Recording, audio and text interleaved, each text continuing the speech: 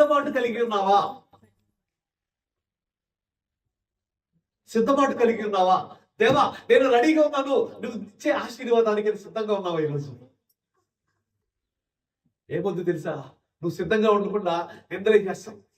దేవుడిని ఆశ్రయించట్లేదు, 20 సంవత్సరాలు వచ్చిన ఆరాధనకి వెళ్తున్నాను, దేవునికి స్తుతిస్తున్నాను, నేను ఆశ్రయించబడట్లేదు.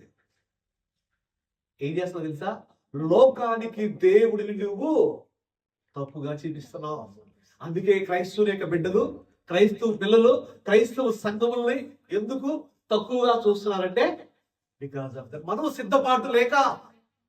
నువ్వు ఎప్పుడైతే సిద్ధపడతావో, ఎప్పుడైతే ఆ స్త్రీ ఏ విధంగా ఆలోచించుకుందో, దేవా నేను ఆశీర్వించబడతాను నీ సన్నిధికి వస్తే, నీ సన్నిధే నాకు రక్షణ,